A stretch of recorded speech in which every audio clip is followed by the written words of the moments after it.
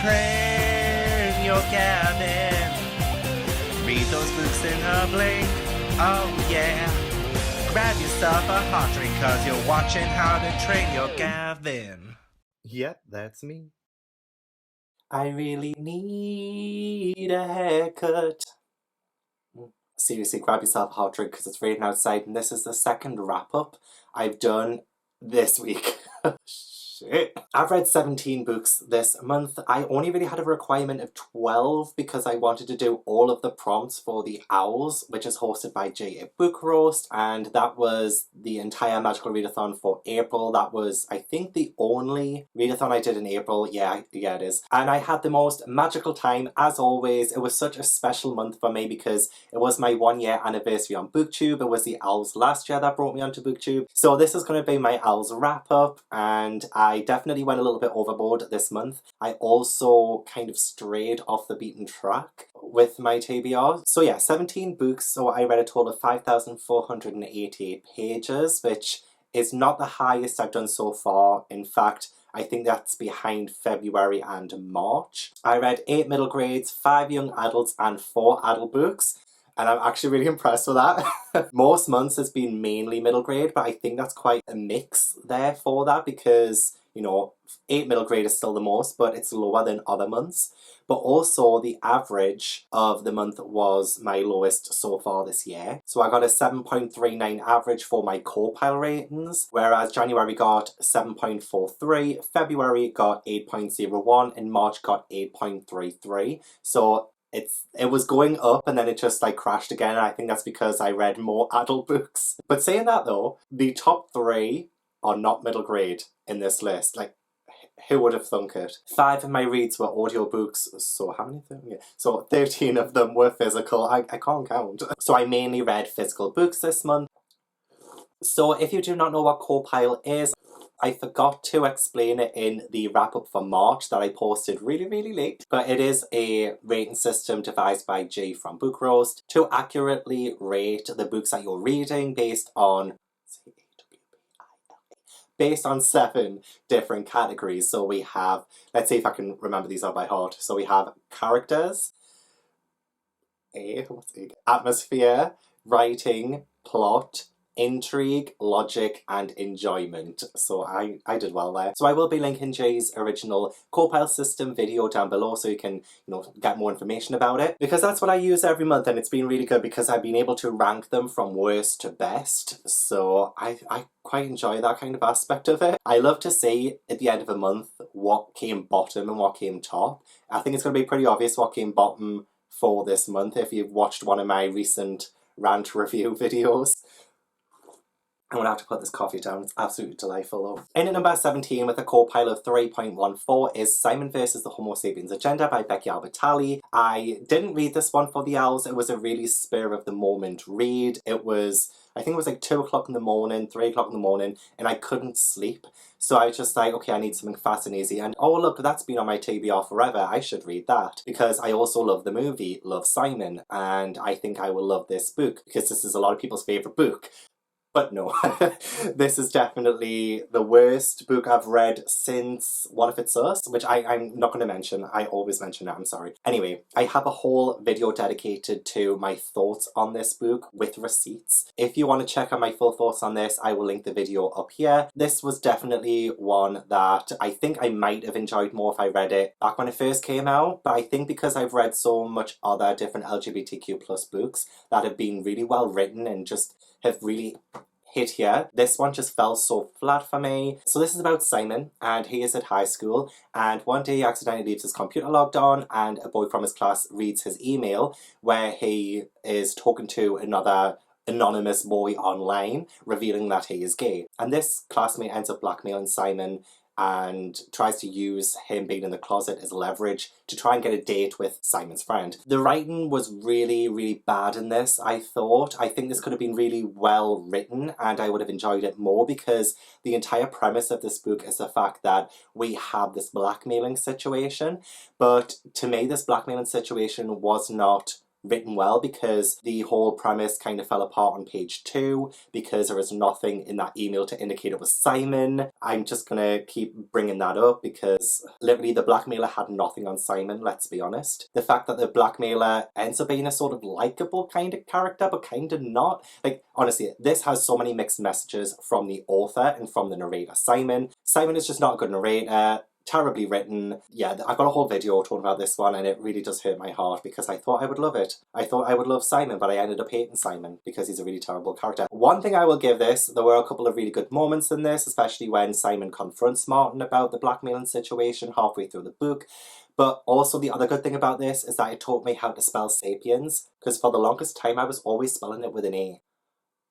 So thank you for the spelling lesson, Becky Albertalli. And number 16 is Fantastic Mr. Fox by Roald Dahl. This one has a CAWPILE rating of 5.14. This one for me falls into the bottom tier of Roald Dahl books, and it surprises me because I thought this would be one that I would love, but reading it as an adult, I can't overlook the fat shaming, the underage drinking, and the mild sexism in this one. It's easy to overlook when you're a kid, especially with something like the twits. So this one is not as bad as that. But we are told that this fox is fantastic, right? So the fantastic Mr. Fox doesn't really do anything fantastic in this. What happens is he is always stealing from these local farmers, and he has a family to feed, he has a wife, and they have this sort of burrow kind of thing, kind of situation, like their home. And one day the farmers had enough, so they go to this burrow, I don't know what you call it, and they're trying to kill the fox and his family. So they're trying to like dig in, and then the foxes are trying to dig away kind of thing. That's pretty much the premise, is the foxes trying to get away from the humans. Really, like, all it is just a lot of digging.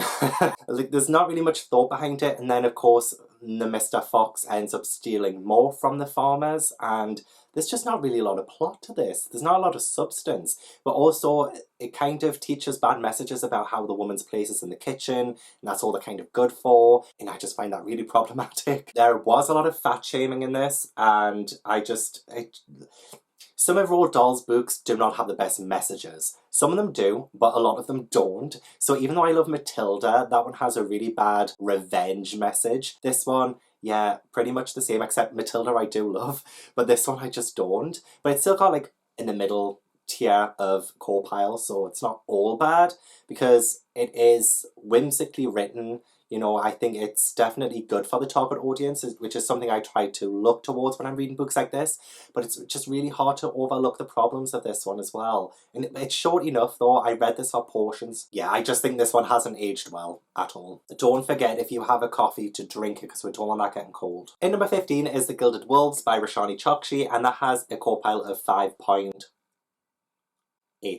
That was for Ancient Runes, and I had to audiobook that one because I do not have it physically. It's set in Paris in 1889, and there's this like order that holds the power to everything kind of thing. There's someone called Severin who is trying to reinstate his sort of reputation and his family's name, and there is a stranger who approaches him one day asking if he wants to try and find this artifact that the order is looking for. So then he ends up joining a crew of people, like different experts and stuff, to find this artifact. And premise alone, I mean, I was so confused about what was going on for a lot of it, not gonna lie. I did listen to the audiobook, and I know what you're gonna say, oh, you listen to the audiobook, you know, that's not as good because you won't be able to pay attention. But to be fair, I was planking on my bed for like a day listening to it. I just didn't want to do anything else.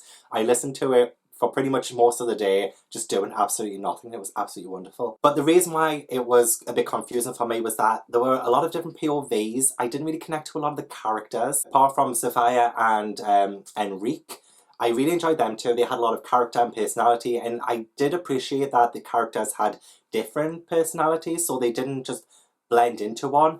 But at the same time, it was still hard for me to differentiate between them when I was getting more into the story, especially later on. And I did feel like it was a bit slow going, mainly because like it sounded like it was nicely written, I'll give it that. It sounded beautifully written, but there was a lot of info dumping and a lot of descriptive stuff that I felt didn't really describe anything. You know, like it just didn't add to the story whatsoever. So I was a little bit let down with that. I think there was just like too many different kind of POVs, and I think it would have been better if it had have just focused on maybe just, you know, like on one thing. It just felt like it was doing too much at once. And that's what it felt like to me. Even just listening to it, lying back and trying to enjoy the ride, I was still a bit like, get me off this ride. I did struggle with it. That one I read for Ancient Runes, so tick. But I also read it for the BookTube SFF Awards, so I'm just glad I got it out of the way, to be honest. However, saying that, I am still absolutely excited for Arusha, which is Roshani Chokshi's middle grade series, so I'm still really excited for that, man. I'm going to be really surprised at this one, because in at number 14 is The Wicked King by Holly Black with a CAWPILE of 6.64. Now this is a big improvement over The Cruel Prince. I mean, not by that much. Cruel Prince was at the bottom of my March ranking, and this one is number 14, but at least it's not bottom. As I was starting The Wicked King, I wasn't really too sure about it. It did start really interestingly because of things that happened at the end of The Cruel Prince, so my intrigue was definitely more than The Cruel Prince was. So I did feel like the plot started off really well, kind of meandered towards the middle sort of thing, and then the ending. I was pretty blown away by the ending, not gonna lie. I was really enjoying it. I shouldn't have been surprised. I'm not gonna ruin it for anyone. I shouldn't have been surprised, but I still kind of was. I can't tell you what this one is about because it's a sequel, but the first one, it followed Jude and her sisters being taken away from the human world into the fairy world, and they're sort of blending into fairy society kind of thing. And there was a bit more political intrigue in this one, which is not usually my favourite thing at all, but it did involve, you know, some politics and things like that. It was just a good time. It was actually a good time. I didn't hate reading it, which is good. I also enjoyed the fact that the author, Holly, wasn't trying to world build as much, so it got a bit more character driven in this. But saying that, I still don't think I can picture this world very well because she didn't do a good job in the first book. It was one of the things that let me down in the first book. It was the world building because it just felt a bit non-existent. In this one, I didn't care as much because we were sort of living with these characters and I kind of wanted to say more about what was going to happen to them more than what was going on around them sort of thing. So yeah, I think it was a step in the right direction for the series. I do really want to read Queen of Nothing, but I'm just going to wait for the paperback. I am not that desperate to read the next one still, but I was blown away by the ending. And I read this one for Defense Against the Dark Arts, and thank you Paige for sending me this last year, I really appreciate it. In at number 13 is A Wizard of Earthsea by Ursula K. Le Guin, and I gave this one a CAWPILE of 7.14. I think I just did it all. And I read this one for the Transfiguration prompt, as well as a Le Guin along, which is being hosted by Ashley, the Frolic Through Fiction. We are having a live show for this one on Saturday, May 2nd at 8 PM UK time. Do join in on that live show if you can. If you've read this one, I'd love to talk more about it with you because I don't want to say too much about this in this one. In fact, for me personally, there's not really a lot to talk about just on my own. I think this will open up a lot of good discussions because I think a lot of opinion on this is a bit divided. I liked it. I didn't think it was bad. We follow Ged or Jed. He is training to be a powerful wizard in the world of Earthsea, and he gets his Hogwarts letter and he goes to a magic school to hone his craft. I didn't think Ged was that much of a likeable main character. I did like him to begin with, but then he got really full of himself later on, and I just wasn't for that. And also, we didn't really get to see much of his development because, I mean, there were moments in this where Ursula K. Le Guin would really describe the scene and everything's so beautiful and I can really get a sense for what's going on, but then other times we will have this whiplash moment where years have gone by and he's suddenly gotten more powerful and we didn't see any of that. So I found it really hard to attach myself to these characters when things just went at a bit of a, well, I would have said a breakneck pace, but it didn't. It's a short book, but a lot happens, but a lot doesn't happen, if you know what I mean. Like, there are moments where this really was a slog to get through, but then suddenly, out of nowhere, you're propelled into the future and things have happened and you're a bit like, whoa, how the fuck did I get here, kind of thing. So while this is beautiful at times, I just felt like the pacing just wasn't there, to be honest. It was really hard to get through, but not.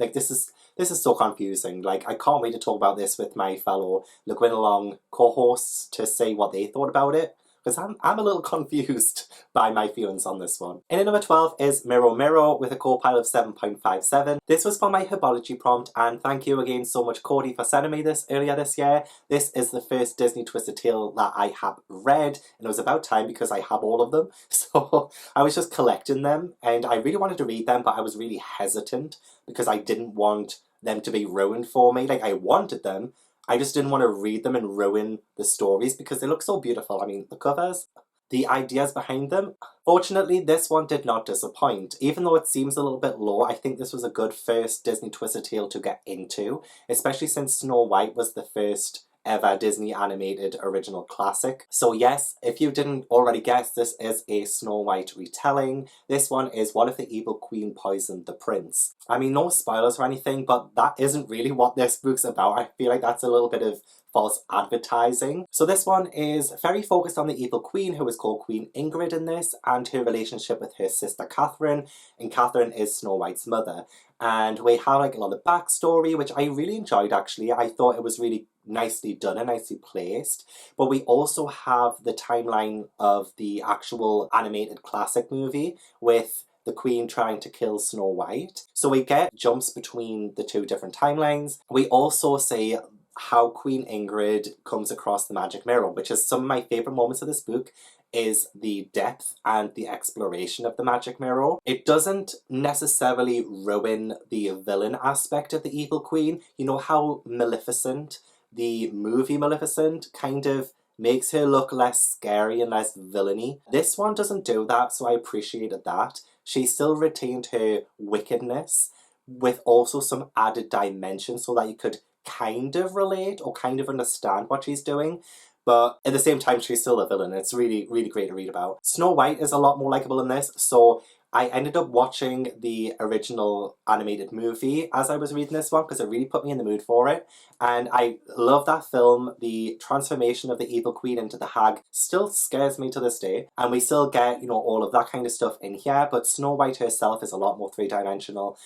Her cleaning and her need to clean is kind of more explained, and it gave Snow White a lot more agency in this one. So we find out it's a bit more to do with her psyche, and it's more fundamental for her to brighten up her prison kind of thing. So it was, you know, it was really well done. Also, I forgot to mention this was written by Jen Colomita, and she did a fantastic job with this, I thought. The only thing is the ending and the confrontations towards the end felt a little bit rushed for me, and the danger kind of deflated quite quickly. At the same time, I couldn't fault most of this, so I was just having a really good time with it. So yeah, it comes in at number 12. In at number 11 is The Wizards of Once with 7.64. This wasn't an Owl's read, but this was for the Middle Grade Monthly Book Club that I co-host with Jade, and we did a whole live show for it. And thank you, Tracy, for sending me this one as well. And I did discuss a lot about what I thought about this book in the live show, so definitely check that out as well. I link it up here somewhere. And I definitely watched the live show. I got really tipsy during it. In fact, I think Jay did as well. We were just drinking and having a good time, you know, really suitable viewing for a middle grade book club, you know. We went in depth with this one and we talked about what we loved about it, what we didn't love about it. So just briefly, I do want to say this one is about a young boy called Zor, and he is a wizard. And there is a young girl called Wish, and she is a warrior princess, and they are sort of brought up to be enemies because it's wizards versus warriors. And that's all I want to say about it because I don't want to spoil the main plot of this. I really enjoyed my time reading this. It wasn't as epic or adventurous as I was expecting it to be. I really wanted more from it. I listened to the audiobook and read it physically at the same time, and I feel like that's the only way to read this book because the experience going hand in hand together really made this story just come to life, because we have loads of illustrations in this as well. There is this spelling book, which I always rave about. I absolutely love it, but it's like part of like this big spell book that's part of this world, but it's like illustrated and there's really random pages, and you get to see some of that in here. And I would show you right now, but then the balance will go all out, and I don't want to do that. But definitely, if you're going to read this one, listen to the audiobook, read it physically, look at the illustrations, really be immersed in this world. There is also an unnamed narrator who I am dying to find out who it is, so I'm definitely reading the rest of the books, just because this is really fun. This is such a good time. Maybe a little bit on the younger end of middle grade, but still, it's just, I just had fun. Like, I had so much fun reading this, and that's what we need right now. We need fun during our reads. So if you're looking for fun, look no further than this one. I'm so glad I finally read it as well, because I love Cressida Cowell. She is my channel namesake, and yet I've never read any of her books. But at least I got this one down. Did I say this was by Cressida Cowell before when I mentioned it? When I introduced it? No, I didn't. I don't think. In number 10 is The Distance Between Me and the Cherry Tree by Paola Peretti, and I gave this one a CAWPILE of 7.71. This was for my Muggle Studies prompt for the Owls, and thank you so much, Nicola, for sending me this one. I had never heard of this one before Nicola sent me it, so it was such a pleasant surprise. This is a middle grade contemporary. It's also own voices for Stargardt disease, which is this condition that affects vision. This follows Mafalda, who is a 9-year-old girl, and she is told she has this disease, and I think she has around 6 months before she loses all of her eyesight. So I knew before going into this it was going to be quite an emotional read. And this is translated as well, I think. I'm sure it's translated. So I think sometimes the writing wasn't as great because I think of the whole translation thing. But there are some poignant moments in this that are just so beautiful. And it still made me tear up because it's one of those emotional roller coaster rides reading this, because I could picture this happening.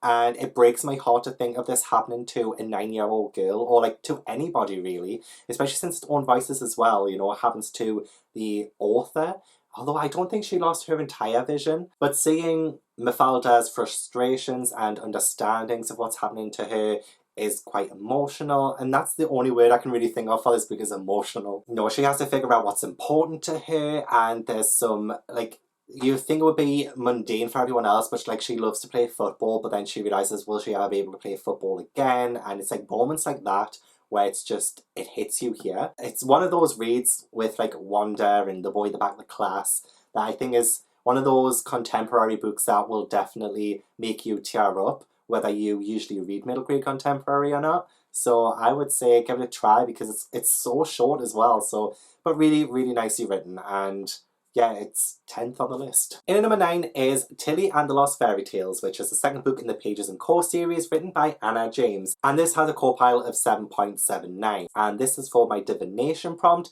And thank you again, Tracy, for sending me this one. This was not supposed to be on my TBR. I was supposed to read Gods of Jade and Shadow for divination.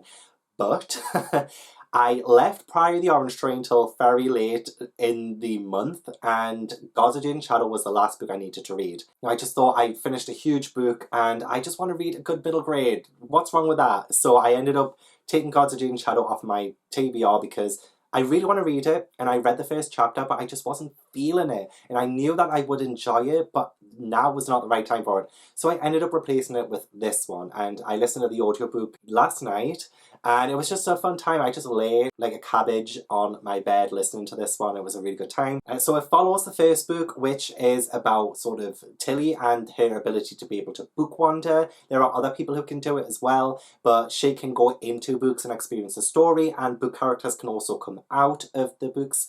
And in this one, it's all to do with fairy tales, but stepping into a fairy tale is a lot more dangerous because fairy tales are like more retold and there's not really an original source for fairy tales. So this one is definitely a lot more atmospheric and a lot more dangerous than the first book, I found. And I do think I definitely prefer this one over the first one. I just found myself really falling in love with the story even more. The world expands. We do go to Paris in this one. Not that I felt that it was in Paris, but I appreciated more exploration of the world. It was just like a lot more exploration into the sort of politics about book wandering, because we have adults who can do it, and there's like this whole society of people who can do it, but they're trying to enforce rules on it, and there's people who don't want rules on it, and it becomes a bigger thing than it is in the first book. So I just appreciated the expanding of the world. Again, beautifully written. I absolutely love the illustrations in this as well. And it's just one of those really magical escapist reads. It was such a good time, and I'm so glad I finished the month off with this, because I just could not force myself to read something that wasn't a middle grade after Priory of the Orange Tree. I really couldn't. Speaking of The Priory of the Orange Tree by Samantha Shannon, this comes in at number 8 with a CAWPILE of 7.86. I read this one for History Magic, and I definitely think I would have loved this more if I had not kind of rushed it a little bit for this readathon. I should have read it during a month where I didn't have any readathons, which is very hard at the minute. There's always a readathon going on. I feel like this is my fault. I'm also starting to think that split narratives are just not my thing, because I also found it, like in the Gilded Wolves, just a little bit harder to get into for myself personally. It's so needed in this book though, because we got to explore 2 different sort of parts of the world, and I absolutely love the world building in this. It's just absolutely fantastic. I should tell you what this is about first. So the Priory of the Orange Tree is a society of mages who are sworn to kill dragons. We have Sabran, I probably pronounced that wrong, who descended from a warrior who took on this dragon called the Nameless One, and as long as Sabran's sort of lineage continues, then the Nameless One will not return. There's also a girl at the east called Tane, who is training to become a dragon rider, and we see a lot into the politics of the world. We have so much going on. At times this was slow going, but at other times it was very fast paced, which I did not mind in this book, because it felt like when it was slow going, it had to be slow going. You know, it all made sense together. The writing in this is so beautiful that it felt very natural for the changes of pace, because when an event happened, it happened for a reason. The ending did feel a bit rushed to me. Personally, I know it's a standalone, but I would absolutely love to see more from this world. I think this could really benefit from having more. I don't think there will be more. I don't know. I really enjoyed the world though. That's my favourite part about this. A little bit out of my comfort zone still, because it is adult fantasy and it's a bit more complex than my little brain can really comprehend. So I think rereading this at some point will definitely help me, because I did have a bit of a hard time trying to keep up with all the characters and the things that were going on and the betrayals and the murders and all of that sort of stuff. I think I definitely preferred it more than pretty much most of the Game of Thrones books. So in number 7 is Dead Voices by Katherine Arden. That one has a CAWPILE of 8.07. That one was an extra read, and it was also for the BookTube SFF Awards. It's the second book in the Small Spaces series. In the first book we followed Ollie, Coco and Brian. In the first one they go on this like school trip to this farm where there is, you know, these really scary scarecrows and things, and they survive that. And on the second book they go on this winter ski trip with their parents. So well, first of all, I love the setting of it. I love the atmosphere of it. Katherine Arden is so good at writing atmosphere. And I had to listen to this on audiobook because I don't have it physically. I'm waiting for the paperback copy to come out at the end of June. So I listened to the audiobook for this, and the audiobook was really well done. I think I still prefer the first one more because I thought the atmosphere was a little bit more tense in the first book than it was in this one. The family dynamics that were explored were really good as well. I felt like it added a new dimension to the characters, so they felt more real than they did in the first book. But in the first book they were a lot more isolated, so it felt a lot more scary. Whereas in this one it just felt like more people were in on it. And for horror books and even middle grade horror, I love it when a character is isolated. It feels a lot more terrifying that way. The first half of the book did drag for me for it being such a short book as well. Yeah, it's less memorable than the first book. The first book had a lot of, I think, standout moments that I remember to this day that really do creep me out still. So it just, yeah, it felt a bit more flat for me after the first book, but I think it was still a really worthy sequel and a really good book, and I still loved exploring the characters and seeing more of what they were up to. And just Katherine Arden, she needs to write more middle grade. Like, she is such a good writer. And number 6 is The Vanishing Trick by Jenni Spangler, and this one has a CAWPILE of 8.21. This was also an extra read. Thank you so much, Simon & Schuster, for sending me the art copy of this. I also managed to pick up the final copy of this book because it comes out today, April 30th, so do pick it up if you can. I am so excited that this is out in the world. I just love the cover as well. The cover's beautiful. This is a very gothic Dickensian sort of middle grade. It felt very Dorian Gray meets Oliver Twist. In a way, it doesn't entirely, but that was what the vibes I was getting from it. So we follow Leander, who is this thief, and he comes across Madame Pinchbeck, she comes across as this really nice lady who offers him a sort of job, and in return she has to hold on to his locket that his mother gave him. He is an orphan, which is a recurring theme in a lot of middle grades. But this exchange, this offer, is a trick. So Leander finds out that she has done it to two other children, Charlotte and Felix. What she can do now is that she can summon the kids at will, so they have their own sort of vanishing cabinet sort of things. So if she wants them, she can pull them out and they'll just appear. They're not dead, but they are tied to these objects and she can make them vanish and appear at will. Madame Pinchbeck is definitely one of the best things about this book. I love her as a sort of middle grade villain. I think Abby Elphinstone described her as a Dickensian villain, and I definitely felt that from her. She is very well developed. I really enjoyed the progression and what happens to Madame Pinchbeck by the end of it. I just think it's so good. And there are loads of different factors at play in that as well. So it's just so interesting to read. Leander as well as a main character, he's like this hopeful optimist. So he's like this cinnamon roll who you really root for. And Charlotte isn't the most likable character to begin with, but you do find out more about her and her backstory, and you will really appreciate and like her more as the book goes on. And with Felix as well, he's a little cinnamon roll too. They're just three great main characters, and Madame Pinchbeck is a great villain. It has it all, it encompasses it all. Writing in this, very atmospheric, definitely like a great gothic kind of middle grade. There's just really a lot of spooky things going on in this with like graveyards and seances, and it's just, oh, it was such a good time reading. So yeah, this came in at number 6 on my list. It was just so good. So in at number 5 is Scritch Scratch by Lindsay Currie. This one has a CAWPILE of 8.29, and I read this one for my astronomy prompt, and I absolutely love reading this one because I did a whole vlog dedicated to it, so I'll link it up here somewhere. And I read this all during the night time, which was what the prompt for astronomy was. So atmospheric doing it this way, and thank you so much Source Books for sending me this book as well. This is an ARC, but the book officially comes out on September 1st. This book follows Claire, and her dad works on this ghost tour bus thing, and one day the bus driver is sick, so he fills in for the driver while Claire fills in for him, her dad, and she goes along on this bus ride, and it goes to different places in Chicago that are haunted, and she ends up seeing there's a boy at the back of the bus who she has never seen before, and it turns out he's a ghost, and then these weird ghostly things start happening. I do talk a lot about this in my terrifying all-night vlog, I think that's what I called it, so definitely check that out for more of my thoughts on this one, but it was so atmospheric. I definitely preferred this more than Dead Voices. I think I preferred it more than Small Spaces as well. It's such a good Halloween-y, atmospheric, full-time book. Vivid imagery. I absolutely loved finding out more about Chicago's history and how more real it felt because of that. But yeah, I can't wait to get my hands on the final copy. In at number 4, and my favourite middle grade of the month, is Wonderscape by Jennifer Bell, and this one has a CAWPILE of 8.43. This one I've mentioned before is very Jumanji meets Ready Player One, and that was before I read it, and it definitely still stands after reading it. I think this is like every gamer's dream come true. I read this one for the Charms prompt, and thank you so much Walker Books for sending me this. This is one of my anticipated middle grade books of the year, and it did not disappoint. So this follows 3 children, Arthur, Ren, and Cecily, and they are propelled 300 years into the future, where everything is this in-reality adventure game, and they have to go through different levels to try and get out of this game and back to the present time. Literally from the end of the very first chapter, the adventure begins. Pretty much starts straight away. It really thrusts you straight into the story, and I really appreciate that. There was not one slow moment in this book, I felt personally. I felt it was very well paced, very well written. The characters do become more fully formed as the story goes on as well, which I appreciated because they're kind of learning about each other at the same time as well, because they're like new friends. There is also LGBTQ plus rep in this as well, which I always appreciate. And I just love the atmosphere in this because we go from like a scorching desert one moment to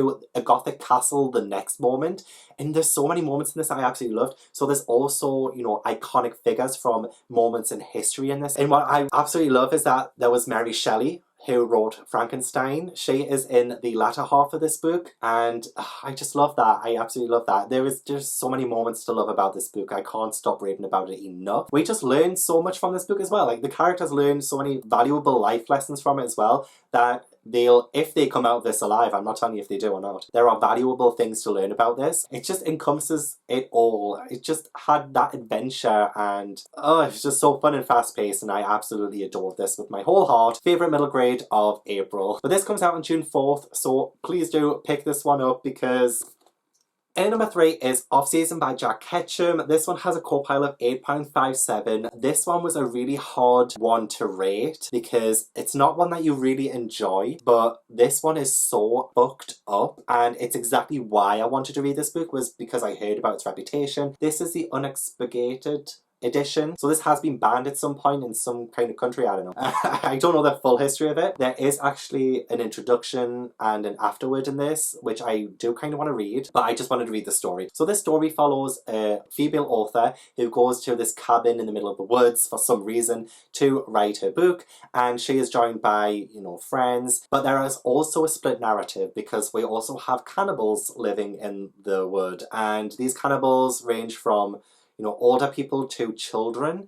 It's so mortifying and just fucked up. That's the only way I can explain it. This is torture porn in a book. This really disturbed me. This is also in my all-nighter vlog. I went from reading a middle grade horror to an adult horror, and honestly, the difference, wow. But, you know, if you are after something that is really terrifying and really graphic and really awful, In that regard, then this is definitely the one you should read. I am rating this in what I expected from this, and I expected this because I knew what I was getting myself into just from other people recommending this to me. Oh gosh, there are definitely some moments where I can't get it out of my head. There are so many trigger warnings in this as well, so definitely don't go in this expecting something light and fluffy because trigger warnings for everything. Yeah, I don't know what else to say about this that I haven't already mentioned in the vlog. It's just fucked up, man. Just really fucked up. It reminded me of The Hills of Eyes and Wrong Turn. Definitely nightmare inducing, and I really want to read more by Jack Ketchum for some more fucked up horror. In number 2 is Witches of Ash and Ruin by A. Latimer. This one has a CAWPILE of 8.71. I read this one for the Care of Magical Creatures prompt. I just absolutely love this book. It was definitely different to things that I've read before. It's young adult. We follow Dana and several other characters in this very small conservative Irish town. Dana has also been outed as bisexual and she has OCD, so there's some fantastic representation in this book which I thought was done very, very well. We also have this backdrop of this serial killer who is killing off witches,